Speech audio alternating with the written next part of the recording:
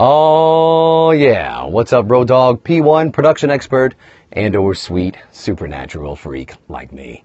I am Roy Golden, Dorado myself, coming straight at you from a bedroom boy's best studio, Mark II. Mark II. Hi, thank you so much for joining me tonight. I wanted to take this time to let you know who exactly I am, what exactly I'm doing, and to share with you what I've been up to for the last 23 years. Thank you so much for joining me. Let's get started. Who is Dorado myself? Roy Dale Golden Jr., born 10th of February 1980. That makes me 37 years young today. Hi. Nice to meet you. I was born in Tyler, Texas, USA, a small town about 90 miles east of Dallas, Texas, if you know where that is. All right. I've lived in a number of cities. First Tyler, then I moved to Longview, Texas. Then I moved to Bossier City, Louisiana. Then I moved to Natchitoches, Louisiana. Then I moved to Dallas, Texas. Then I moved to Irving, Texas. And finally, ladies and gentlemen, after all this time, the big reveal. I'm not going to bury the lead. I'm going west. Malibu, California. How in the world does one get from Tyler, Texas, you may ask, all the way out to Malibu, California? That's what I'm going to cover today. I'm going deep. I'm moving west. It started in 1994. I was 14 years old, and I attended my first fanfare. Fanfare is a music festival for country music fans back in the day. It's now called CMA Fest and Fanfare X. It's quite different than it used to be in the sense it used to be at the Nashville Fairgrounds. And I went as a huge country music fan in 1994 and was able to meet some amazing acts that I loved and respected and grew up listening to. Acts like Diamond Rio or Martina McBride or Clint Black, Mark Chestnut, Toby Keith. And while I was there, I actually have a guest appearance on Toby Keith's video collection. Look at that. From way back in the day. He's still got the sexiest mullet ever. Look at him. I'm in a quick camera shot, and it occurred to me at this fanfare, I'm just surrounded by women. I'm thinking, this is a great job. It used to be, when I got back, I thought about it seriously because I had been in choir, done some singing, and had some success. And I thought, if I'm really going to pursue this seriously, then I'm going to need to sing, I'm going to need to play, and I'm going to need to write. Back in the day, you used to have to do all three. 2 out of 3 ain't bad, as Jim Steinman would write and Meat Loaf would sing. The only way that I can describe myself vocally without you hearing it and deciding for yourself is I am the butt baby of George Strait and Meat Loaf, vocally. Think the smoothness of George Strait and the emotional brashness of Meat Loaf. Very loud. I channel the spirit of Kim Williams whenever I'm on stage. All right, 2 out of 3 still ain't bad. All right, at least I've got a voice. But the guitar plays me, and that is something that I've never been able to do well, is play guitar. And I'm not going to start being the most amazing guitarist ever or musician ever. In fact, I get irritated whenever there is a drop-down list on a form that I'm filling out. Or, for instance, on social media sites, say what is profession, and it just has musician, as if that includes, it's all inclusive of someone that performs on stage. I'm not a musician, and I take offense to people who would call me, who introduce me, oh, he's a musician. No, I'm not. I'm not. And you will never see me posing with an instrument either in a picture. I have too much respect for what real musicians are able to accomplish with their instrument of choice. But I can mangle some chords together. Enough so that I used to love sitting on the back porch during college and playing cover songs. And friends would come over, and I would just sit on the back porch, and they would just listen and hear me play. So much fun back in those days. And I never forgot that. I never left that that desire to perform behind. Lyrical poetry. 2 out of 3 ain't bad. If you had to sing, play, and write. Well, the writing part, I like to say this. I read Shakespearean sonnets for fun.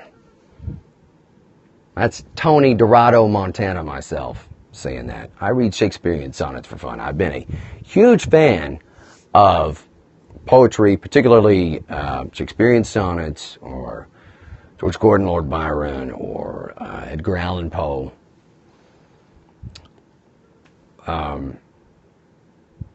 And I try to incorporate, ever since the very beginning, a high level of poetic element into my lyrics, to song lyrics. In fact, that's how I began writing songs. Was first write a poem, and then later, once I had more of an understanding of the musical composition side of it, apply tempo and time and melody to the poems that I had written.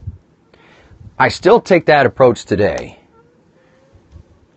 One Last Ride lyrics were written in 1994, August of 1994. So June 1994, I go to Fanfare.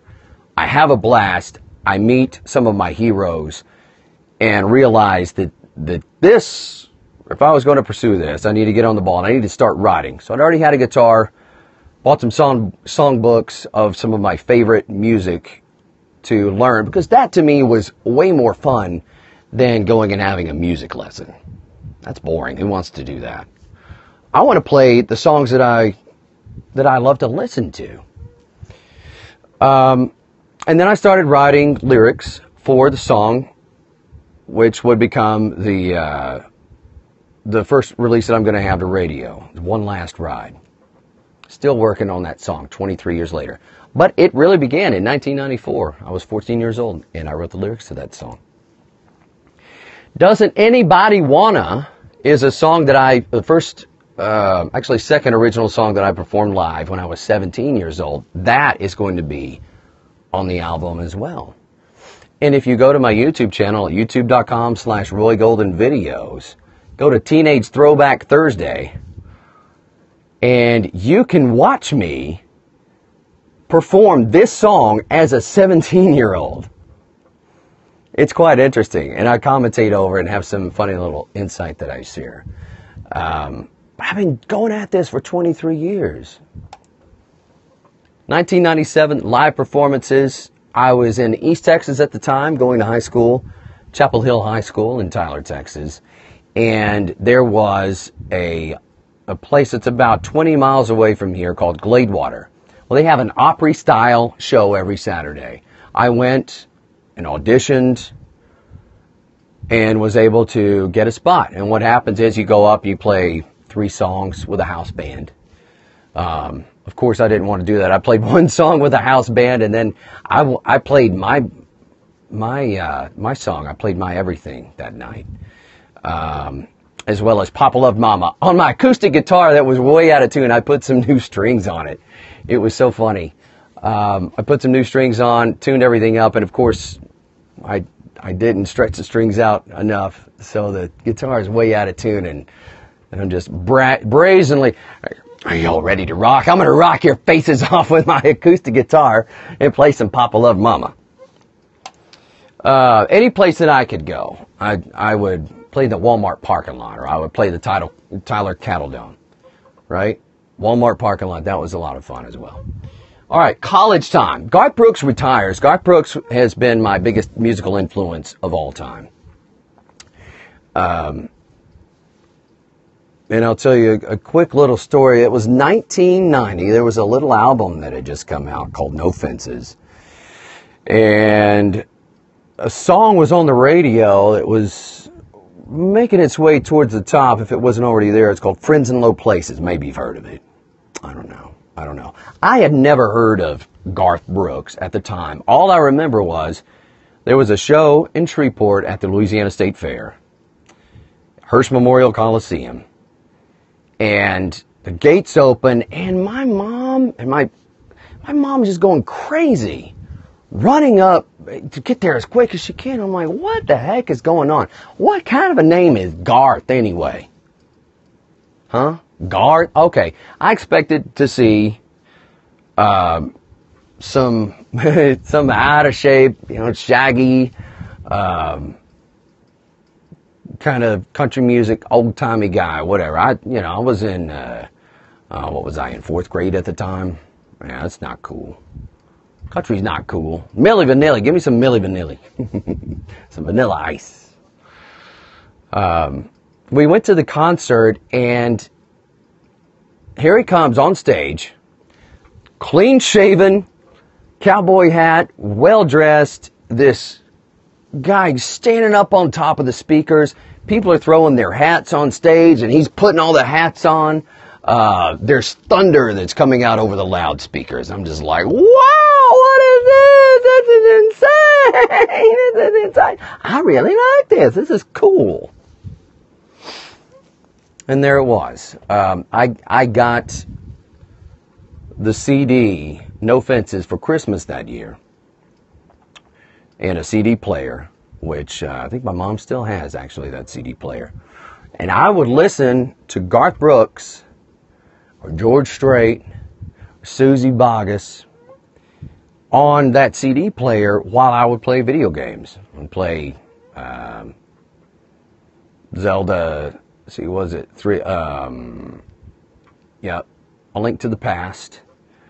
Sonic the Hedgehog, that was a big one on the Sega CD. I had that. I would play these I would turn the sound down, and I would play music as my soundtrack and listen to country music constantly. KRMD Radio, 101.1 FM out of Shreveport there.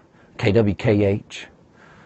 So a huge fan of KRMD. So I started going to country music concerts, and then eventually led up to the Fanfare in 1994. All right, well, I said all that to say this. Garth Brooks, huge influence. That's really kind of what pushed me towards country music, was seeing his live show on the No Fences tour. Okay? All right. College time. Garth Brooks goes home to raise his family. Mad respect for that. At the same time, simultaneously, in conjunction with as well, I go to Dallas, Texas, to the Art Institute of Dallas to study multimedia and web development. Garth kind of goes away, and so does my musical performing. I start focusing on web stuff, and I start focusing on career-oriented type thoughts. All right? Oh, there's me and Garth. I forgot I had that in there. Sweet Garth. My professional career begins. After I graduate, I get on with a couple of ad agencies, and I work for companies based in Dallas. I get hired on at one in Shreveport. I go and work for a commercial and military manufacturer. So I get some experience in dealing with corporate clients, military contracts, things of that nature. And then finally, I get an opportunity to join an event technology company, which is actually now the biggest company, the biggest AV provider in the world. I worked for them as a project and account manager for nearly a decade. It's like 9 years and 7 months, something like that. It was an amazing opportunity. And so then I start handling AV. Essentially what I was doing was a smaller scale road show. Right, if I was going to perform live, I thought, wow, this is the most amazing, perfect job that I could ever have, to manage a live tour. Right? For a decade, I lived better than a rock star. We're talking presidential suite at the hotels sometimes. Event planner gang, it's all of it. They just get on the good side of the event planners, and they'll take really good care of the AV guys and their contractors. 7 months shy of a decade, I did that. I learned how to live on the road. And remember, earlier I said that I moved around to different cities. It's all my life I've been on the move. All right? All my life I've been on the move. Been training for that. I've been training, whether I wanted to or not, to be successful on the road. All right? The question I started asking myself after a couple of years, in 2007, out of 365 days, I spent 304 days on the road. That was a lot. I was compensated adequately for it. There was a lot of time, and you know what? I got compensated for it too.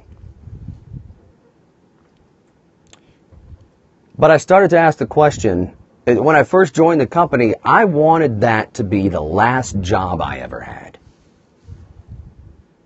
I wanted that to be the last job that I ever had.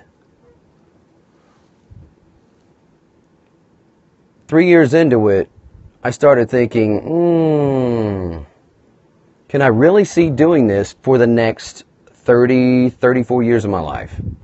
Or 40 years of my life? At that point in time, I was about 28, 29. Am I really going to do this for 40 years? I thought, well, if the money's good enough, sure.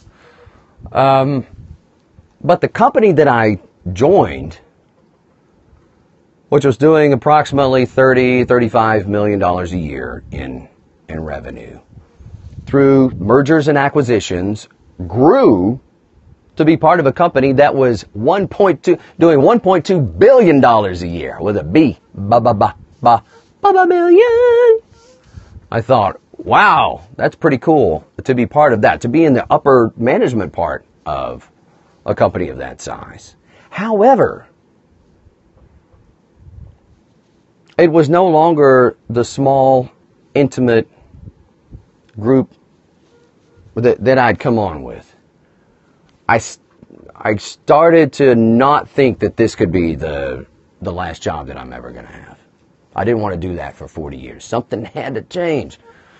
Something had to change. And finally, there was a breaking point. Abruptly and unapologetically, I resigned by default. I didn't even give them a courtesy of the 2 weeks notice. I just didn't want to go in one day and didn't answer the phone. And you know what? They'd had it with me. It was already over. It was already over about 6 months before that. The mistake that I made was not sticking by my original resignation. Try to work things out, and it just wasn't working. It almost did, but it didn't. You know, it was. Believe me, if I hadn't quit, they would have fired me. Resignation by default. Job abandonment. Like, finally, you gave us an excuse. Yes. Yes, I did. The relief, though, that I felt immediately after was absolutely shocking. It was shocking. For about 15 seconds, I went, I don't know, what did I just do?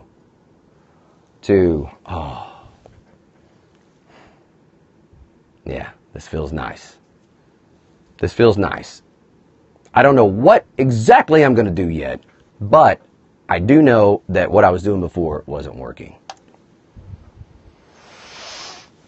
I'd always had in the back of my mind, even through college and through the first part of that job, I thought, I never let go of this in the very, very back of my chest heart thing. Doing music as a career. Performing live. Okay, making albums, writing songs. Being in the entertainment industry. And now, armed with what I knew to be the business experience that it would take to make that successful, I thought, wow, now's the time. Let's go ahead. Let's do this. What is it going to take? And the most important thing was the world of content distribution had changed drastically from the mid-90s, even in the early 2000s. The way people consume music. I am one click away. Me, Roy Golden, Dorado myself, independent music maker. I am one click away from any consumer in the world with an internet connection. They have access. Anybody with the internet can access my music. That's amazing to me. It still amazes me. It amazes me that I'm broadcasting live all over the world right now. Are you serious? Are you serious? That's crazy. And yet here we are. Hi there. Ilkin? No, I can't. Play Store, iTunes, Spotify, Amazon. Independent artists are only a click away from anyone in the world. TuneCore, my one-stop shop. Love TuneCore. Yeah. Yeah. TuneCore takes my music and distributes it to any online store. They're also my publisher. I have a publishing deal as a songwriter. And potentially my music could get placed in television. It's so smooth. If it's an online store, I'm on it. If it's online, I'm on it. The other part to this was recording, mixing, and mastering. How hard could it be? For someone with absolutely zero experience, I have limited experience in live venue. I think I mixed 2 sessions during my 10 years. I was in a room twice as the main audio guy. Yeah, I know how to do it. Hire somebody that knows how. Hire someone better than me who knows something. Who actually knows something about something. But I thought, here's the thing, content distribution has changed, and so has online resources. Pro-tools-expert.com, Groove3.com, Pensado's Place, mixed with the masters. I thought the gear has gotten so good, the software is so good, that even a bedroom boy like me should be able to produce an album that rivals the largest studios in the world. Should. Well, time to prove that theory. Time to prove it. What's the first thing you need? Mad skills? Mad skills. My approach was to use my corporate skills that I've acquired over the course of my career and apply them to music production. What that essentially means is be extremely efficient with every single dollar. And I thought if I could be really, really efficient with the resources that I have, then I can get a disproportionate return of quality for my investment.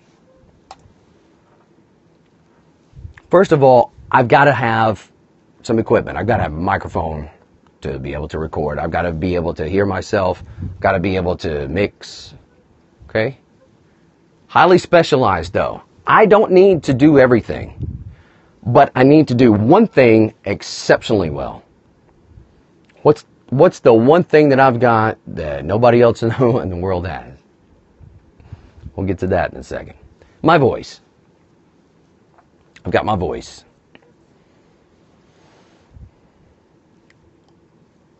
I need an incredible microphone. I need an incredible monitoring system. I need incredible analog gear. Okay? For me, it starts at the source. The most important thing is the mic. I was asked in an interview way back in the day, if you were stranded on a desert island, what piece of gear would you have with you? What would you take? If you could only take one thing, what would it be? Without hesitation.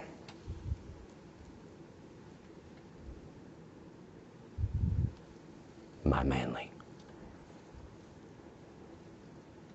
I'm a manly man for life.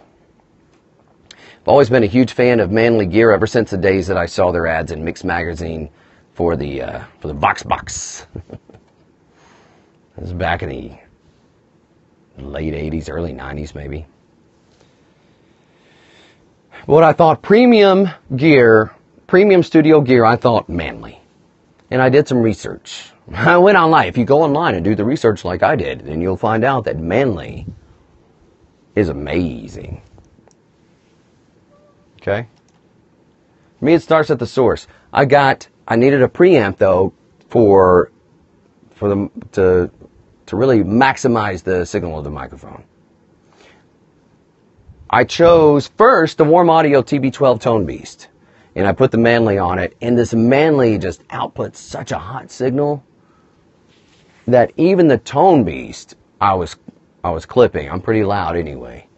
So I sing how I sing, and then the signal was still a little too much. The beast couldn't tame it. The manly tamed the beast. It sure did. But then Manly came out with a product that fit my price range and provided a lot of features. It's called the Manly Core Channel Strip. So it's got EQ, it's got compression, it's got limiting, and it's manly made, and it sounds amazing, and it's at a good price point. I chose that. Chose the Manly Core. Then I put the Manly into the Manly Core, and lo and behold, it's a killer combination. Warm Audio 12 Tone Beast and a Warm Audio 76 limiting amplifier. That's my front end. But it's not just your stock off-the-shelf equipment. I've customized it. In the microphone, there is a Manly iron output transformer. It's not the stock transformer that's in the mic. In the microphone is a premium British-made valve, also known as tubes for us here in the States, from the late 1960s, early 1970s. Considered premium audiophile grade. Extremely transparent, warm mid-range, silky high-end, and a tight bottom. Also, in the Manly Core, for the preamp stage, I selected, once again, a British-made valve, different manufacturer. But everything that I read online was, this is, if you're going to get an audiophile grade tube and it's British, you get this one. That's the one I got. Not going to tell you exactly which one yet. But let's just say this combination is something purely magical that nobody else in the world has. In the Tone Beast, in the Warm Audio TB12, it's a phenomenal design, and it gives a different range, variation of tones. That's why they call it Tone Beast. What I did is take one of the stock parts for the operational amplifier, and I inserted an actual API 2520 for the operational amplifier.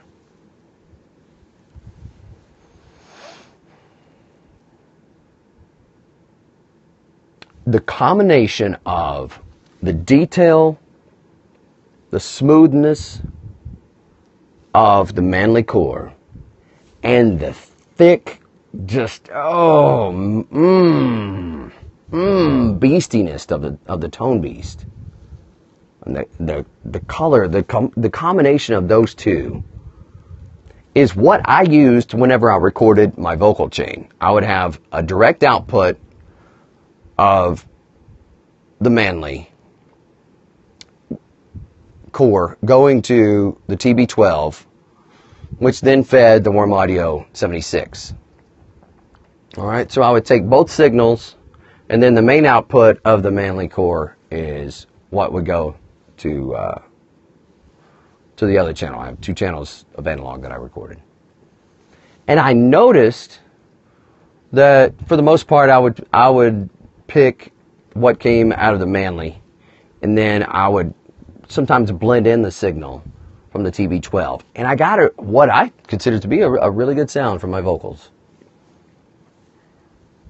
That was just me not even knowing what was up.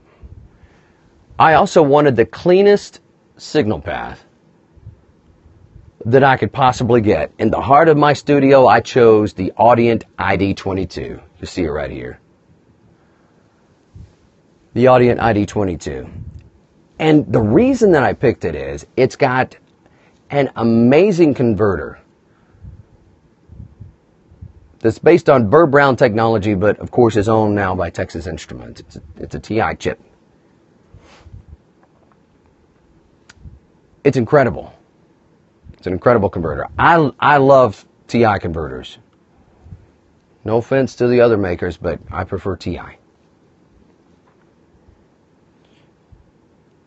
It's also got what I consider to be a killer feature that should be on every single interface, and that is direct insert. No preamp, right? No weirdness, no out. What am I trying to say? What I'm trying to say is I can go from the microphone to the manly core straight to the converter because of the way that Audient have designed that piece of gear. Okay? It's the heart of my studio. It's flexible. It's amazing. It sounds great. That's the key. It just sounds great. What is my sound? Time to get a band. It's time to get a band. So that's what I did. Where am I going to get a band? To do it myself or not to do it myself? Let's see. Well, I've already told you that the guitar plays me for the most part. So I thought there's only one place really that makes sense. Nashville. I'm going to go to Nashville. The 515 studio in Nashville, Tennessee. I had 6 hours to get 11 songs done. What I thought I would do is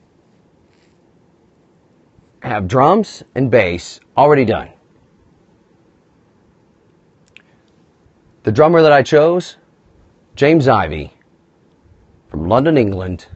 You know him as a technical expert from pro-tools-expert.com.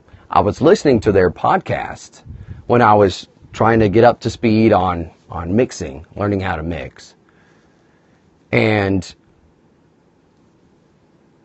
James was on the podcast, Russ Hughes was talking about, hey, use a real drummer, right?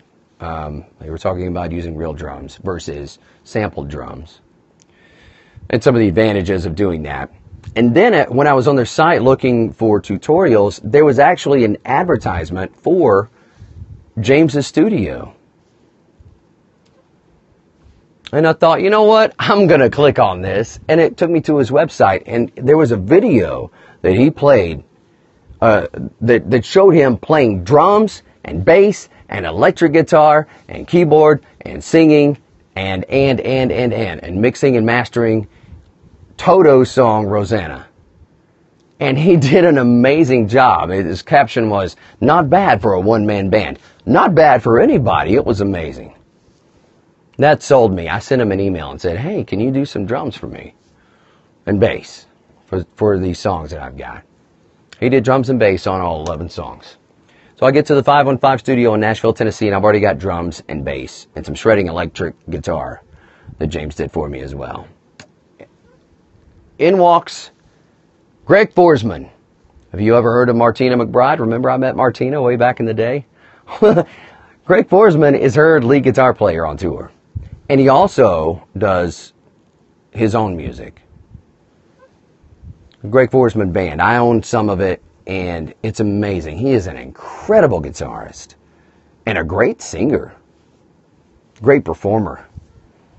He was in a band called the Hammerheads. I think they still perform from time to time. There was a video of him in the Hammerheads back in the 80s when I was like 6 or 7 years old, playing Texas Stadium for Farm Aid. And there's a very young Greg Forsman, but what I saw in that video was the same thing that I saw in the studio whenever I went. And that is a man that just loves to play. He just loves to play.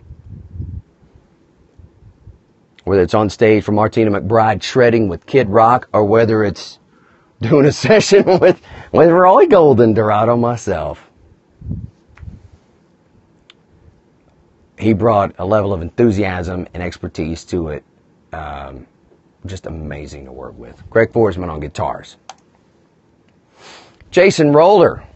I'm real picky about my fiddle. In fact, I prefer violin for a lot of my music. Fiddle majority, but I prefer classical style violin playing. So I was a little bit concerned that what I would get would be more of that sawdust fiddle type country player. Jason's amazing. He's multi-instrumental as well. He plays great acoustic guitar. But his fiddle style was very fluid. As opposed to an abrupt sawdust, this was classical fluid style. He could play anything. But for what I preferred, he was absolutely the perfect choice. If I couldn't have picked a better fiddle player. And he was there.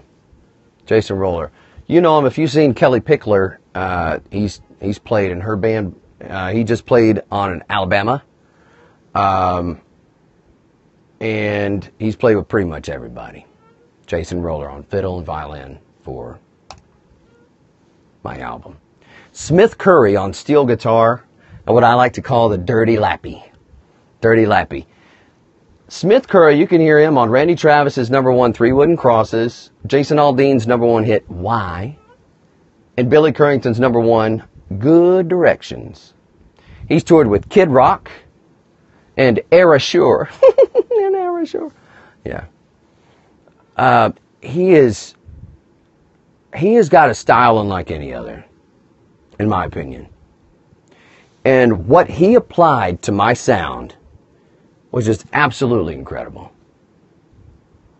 This dirty, grungy, lappy, this slide guitar type sound it was just extremely unique. And what I've been able to do with that, incorporate it into my music, is amazing. This was the unique element that I was looking for, to blend in with that classical style violin. Dane Bryant. If you know Clint Black, or Olivia Newton-John.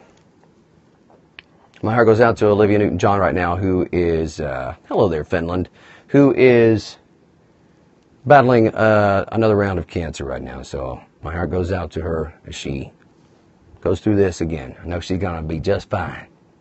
Dane Bryant was just on tour with her and has played with Clint Black as well. He did keyboards and piano and organs on my session.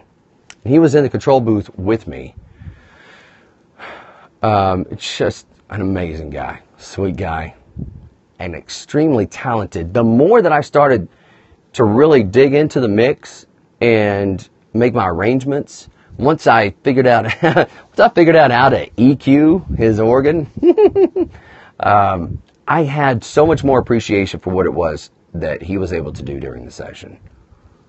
Just very well ranged, and what I loved most about the players was I told them whenever we first went in, your instruction is use your experience and your expertise to enhance the message of the song. Use your experience and your expertise to enhance the message of the song. They did that. They all did that. To perfection. To my liking.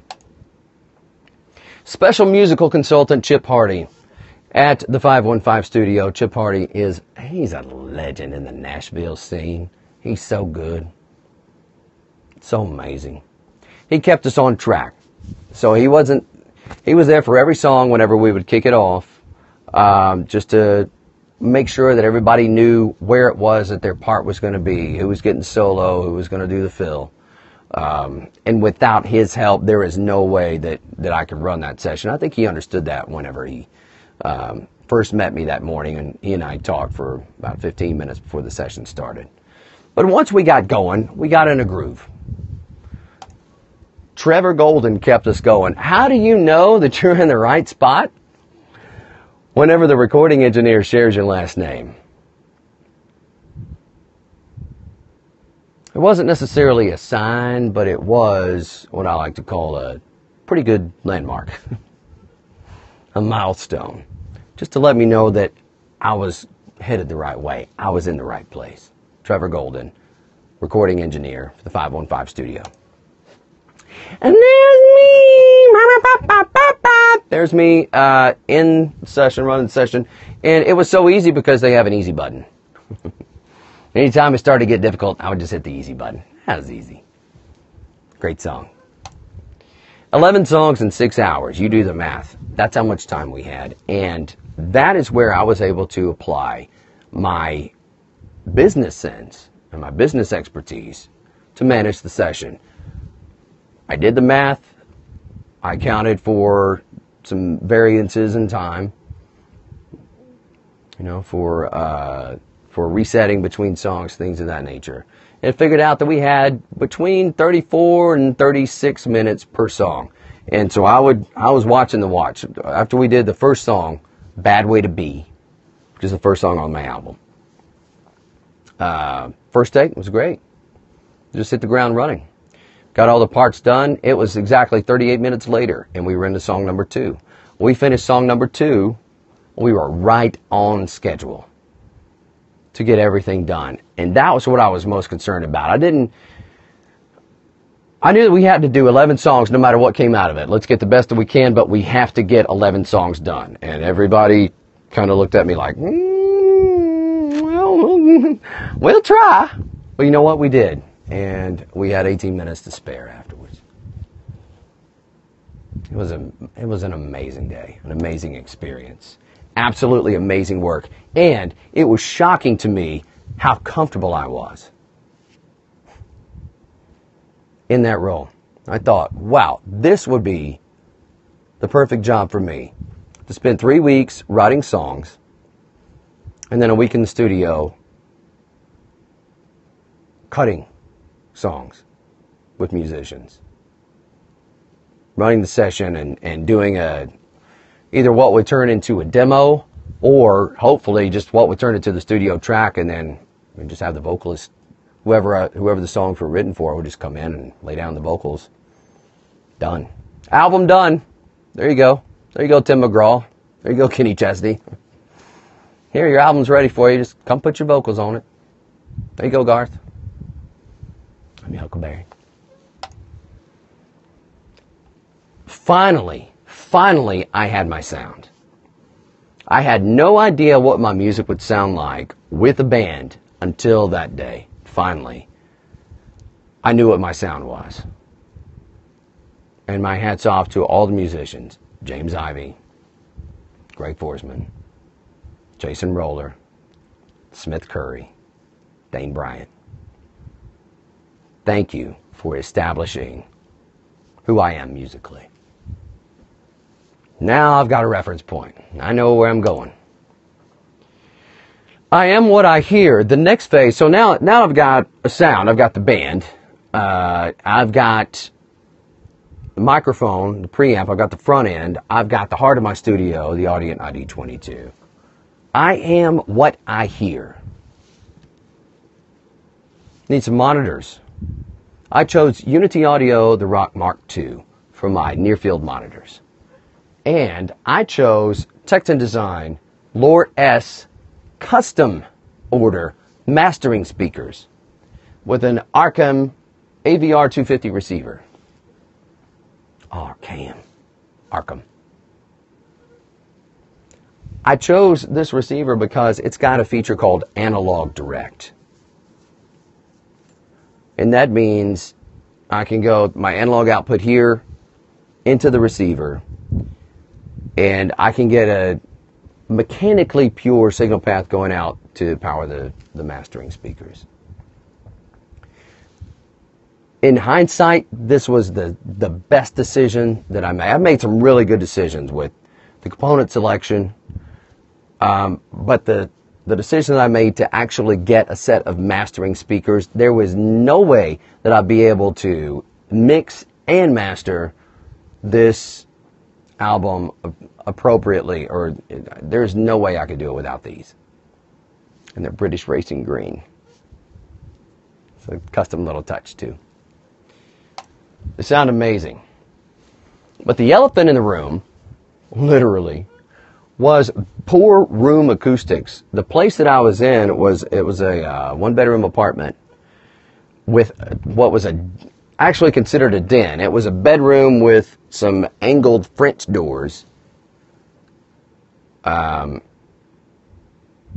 it had these funky pockets of the ceiling, and I did a temporary wall to try and alleviate some of it, but my initial thinking of, I'll just get some acoustic foam to deaden the room, yeah, not so much. Not so much. It worked wonders, but I had no idea exactly how bad the acoustics were and how much of an important role that played until later on. After 2 months of mixing, woo-wee, oh no, it was bad. It was bad. It was impossibly hard. I thought, hey, with all the online resources that we have available to us right now, how on earth am I going to be able to do anything worthwhile? The going was impossibly hard. My initial release date of November for the entire album, I got one single out 6 days late. And it sounded awful. I put it out there just to get it out there. There's one last ride. It's available on iTunes, and it was just absolutely horrible. It was astoundingly awful. Why? It's not my problem until I have a solution, right? That's what I always tell everybody else. Hey, that's not my problem until you have a solution. So I started thinking, what seems to be the problem here? In December, I took what I called the Personas Plunge. I was mixing in Pro Tools first and wasn't really very comfortable with that, so I finished the first single in Logic, in Apple's Logic, because that's what I was most familiar with.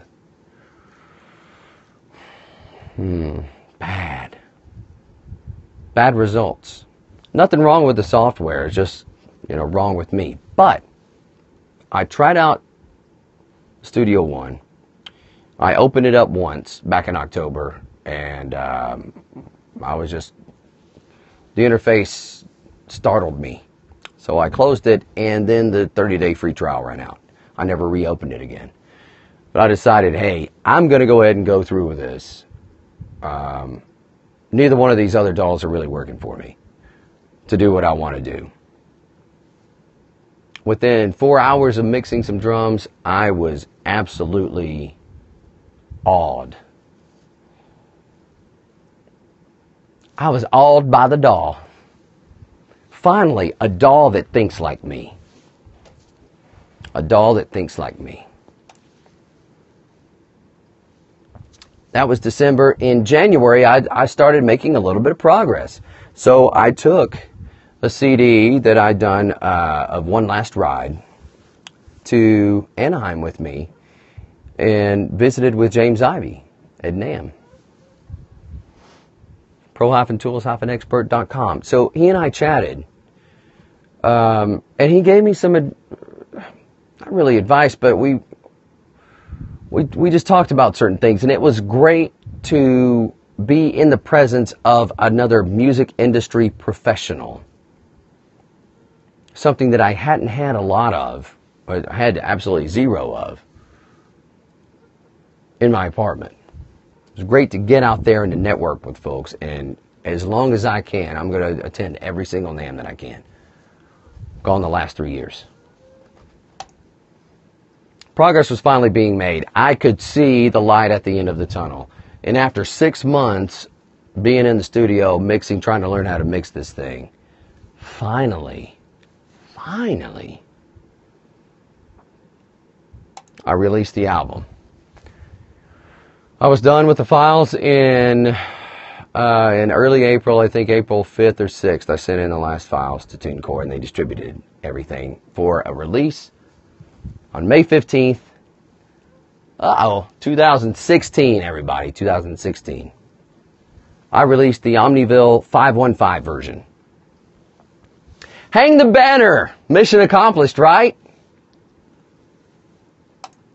Not so much. Something was off. Huh?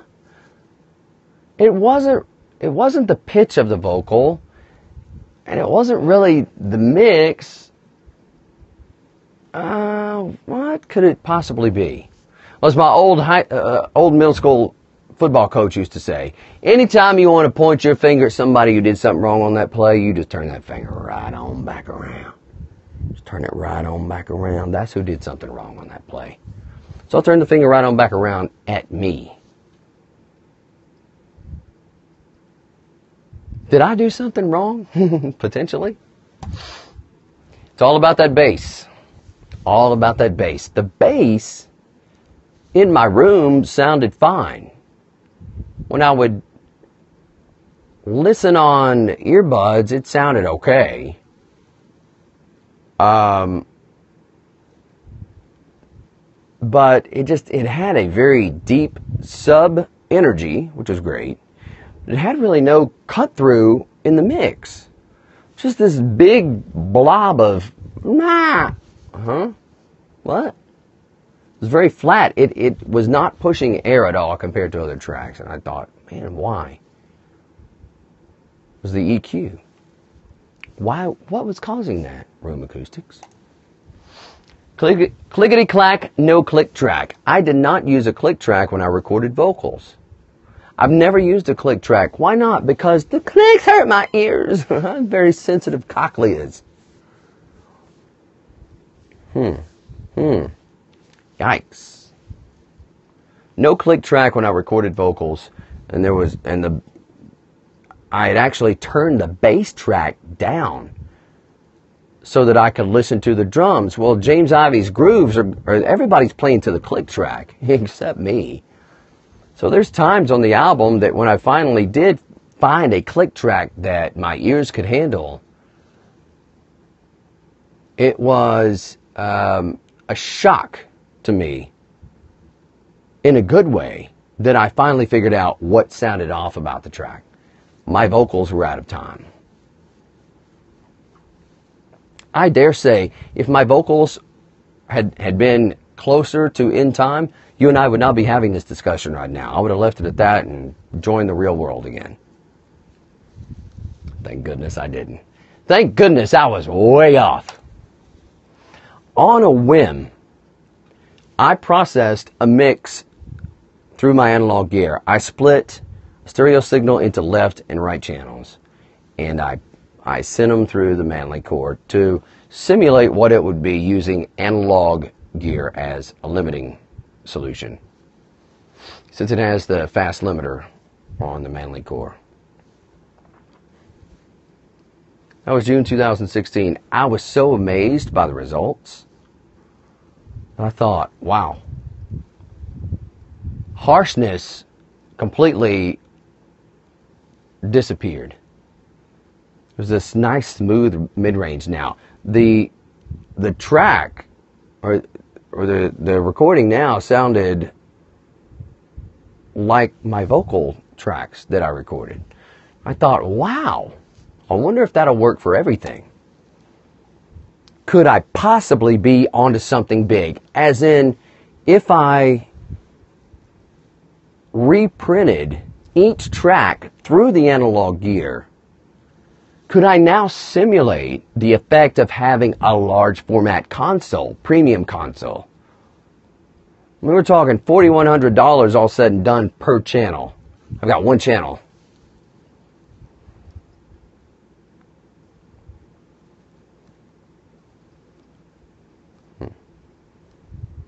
I have the equivalent of a, what, $150,000 30-channel console?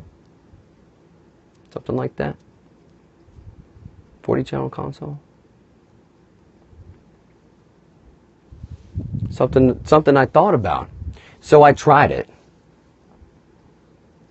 And sure enough, track by track, the entire mix took on the character of the components that I selected.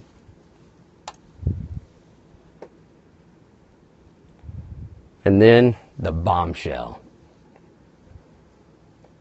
I'm forever in debt to the Morning Musers on Sports Radio 1310 at 96.7 FM, the Ticket, a Cumulus station. I was in the final stages of mixing my initial album release, and since I couldn't... Now, I live next to a busy street, so I could not record during the day whenever there were cars about. But from about 2 a.m. to 5 a.m., I could record. All right? From 2 a.m. to 5 a.m., I could record. So I did. Which means that I would sleep from about, 8 o'clock in the morning until 2 o'clock in the afternoon, if I was lucky. Oh, it was just brutal. Absolutely brutal.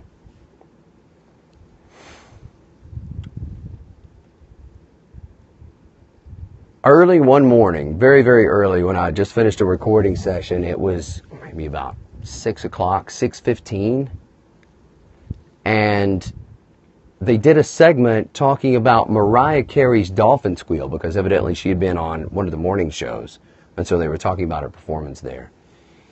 Dolphin squeal, dolphin squeal. Well, I don't know what whistle note means, but I do know what a dolphin squeal is. I do know what a dolphin squeal is. It's that thing that Mariah Carey does. I've been able to do dolphin squeal my entire life. Roy Golden, dolphin squeal practice. Take 3. Yeah, baby, that was it. Ladies and gentlemen, that is a G flat in the 8th octave.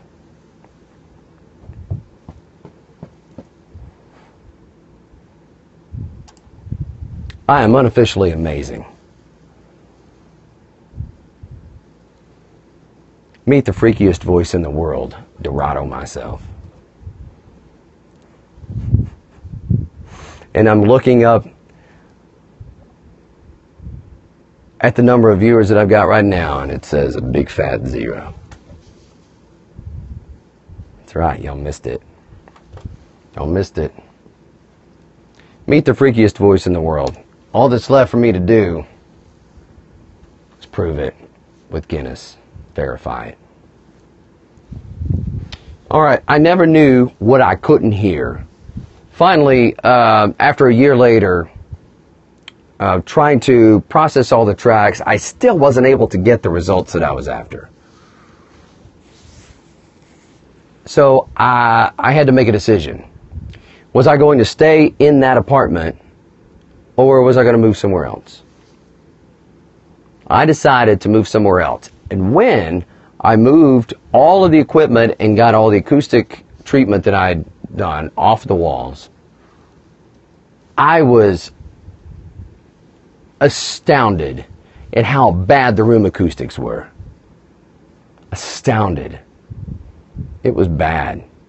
I had no chance of mixing anything decent in that room, no matter how much treatment I put on the walls. The room was awful. Back to the countryside. I'm in a new space. And it's not ideal, but it is a such a trillion times better than what I had before. And over the last 6 weeks, I've been learning the nuances of the room and processing tracks through my outboard analog gear in the process. I've also been able to determine who my audience is. Guess what? It's not terrestrial radio country music. I'm country, but my music is not. It's just not. It's for hi-fi audiophiles. If you dig 70s and 80s, early 80s recordings, very intimate mixes, real acoustic instruments, acoustic drum kit, things like Doobie Brothers, Michael McDonald, Toto. If you dig those kinds of recordings, my music is for you, because I do too. And frankly, that's all that I have the capacity to do as a mixing engineer, is just let the gear do its job and me get the hell out of the way of the musicians' performances. I'm for rowdies and romantics. Think of country Bryan Adams. Okay? Poetically rich lyrics, rock-inspired arrangements. Remember those first songs? Poems put to music. My musical influences: Bon Jovi, Train, right? Early Garth Brooks stuff. Metallica, System of a Down.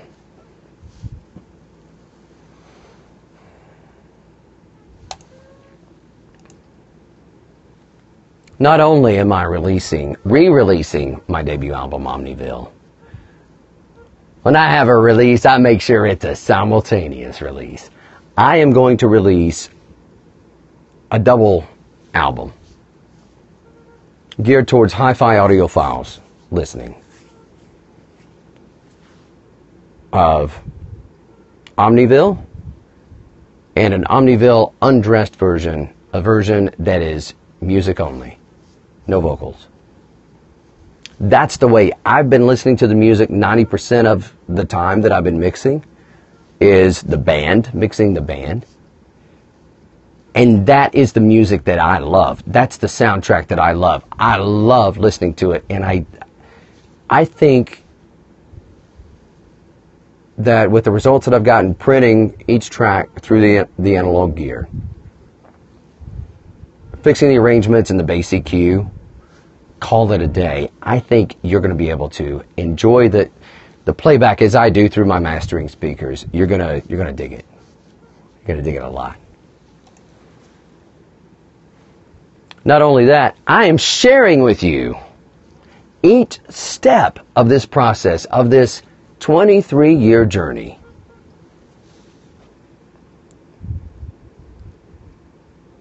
To make an album that goes straight from here to your ears. It's me on CD. All original music. Emotionally naked. Produced for a hi-fi audiophile grade playback experience. Each single step that I take is geared towards that. And I'm sharing with you how I do it from this bedroom. If you saw my post today on Twitter, go and find it. It's a studio by day and a bedroom by night. I use the bed as acoustic treatment on one of the walls, and I'm actually sleeping in this space so that I can prove what exactly is a bedroom boy's best these days. We're going to find out. After 1 year of training and learning and listening and moving and applying knowledge in the musical production realm, what type of results can we expect? Being a professional means being on time. I'm going to set a release date. I'm going to be done with the first production part of it June 30th. My files have to be done. Whatever I'm done then, that's what you're going to hear on the CD. June 30th, that's the release to manufacturing. All right, June 30th completion. Quality and delivery. What's the quality? Can you deliver on time? 10 days should be time to get the stores rolling, get some CDs made for July 10th availability. July 10th, 2017. Available July 10th. Files done June 30th. I want you to own it. You'll be able to stream it, but I want you to own it. Actually, what I want is for you to buy the CD, which will come with both CDs in it. It's a double CD package. Also, where do I go from here? I need professional help. Some of you have been saying that to me for years. Now, what I mean by that is I need professional management help. I've taken this as far as I can on my own, and there will be enough information out there to be able to make a determination of where I can help in the entertainment industry, what services I can provide. I'm looking for a California-based, a Los Angeles-based, or multi-offices, LA, New York, London.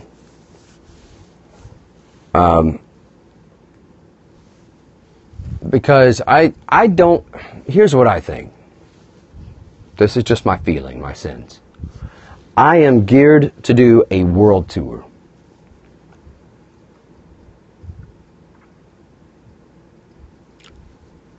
What's in my heart is not to tour North America and Canada, the United States and Canada. I also am very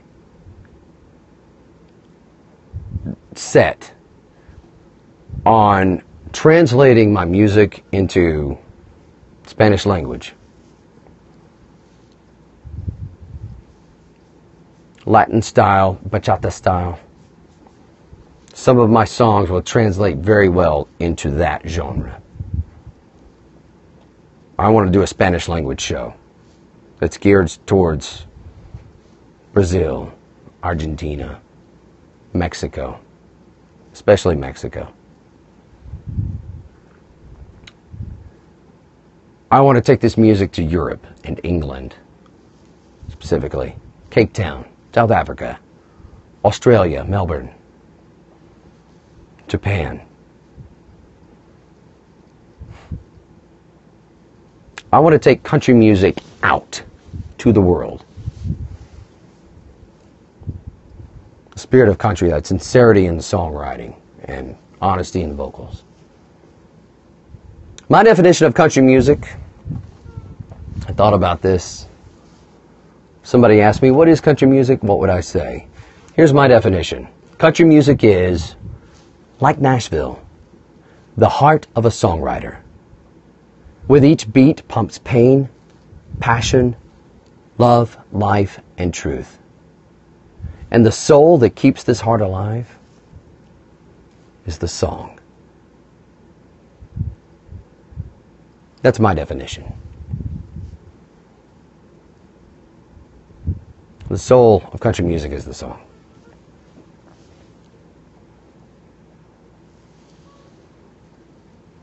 But I need a Los Angeles-based team. Dummy women all around me. I've got the freakiest voice in the world, people. Come on. Come on. It's insane. Somebody somewhere out there knows what to do with that. Make me live like me. Make the music you want to hear, be the change you need to see, and live the life you dare to dream. Why make believe when you can make me live like me? That's my saying. Broadcasts are starting this Friday, June 16th, on my YouTube channel. I think in order to do hi-fi audio playback, I'm limited on bandwidth here in this location, unfortunately.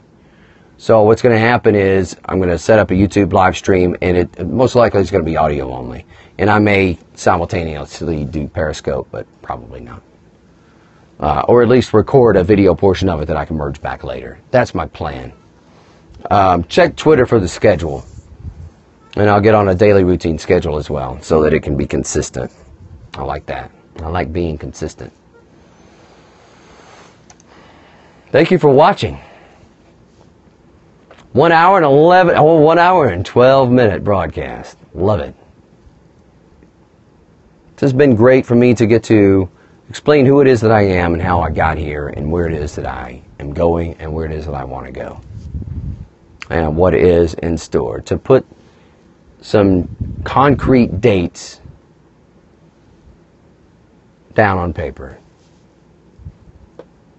And to be able to meet the challenges that are going to arise over the next 2.5 weeks. As I finally, after 23 years, share with you each step of my quest to finally bring you this bedroom boy's best. I am Roy Golden, Dorado myself. Hopefully you've been entertained, inspired, and encouraged to make the music you want to hear. Be the change you need to see and live the life you dare to dream. Why make believe when you can make, be, live like me? Later, Road Dog.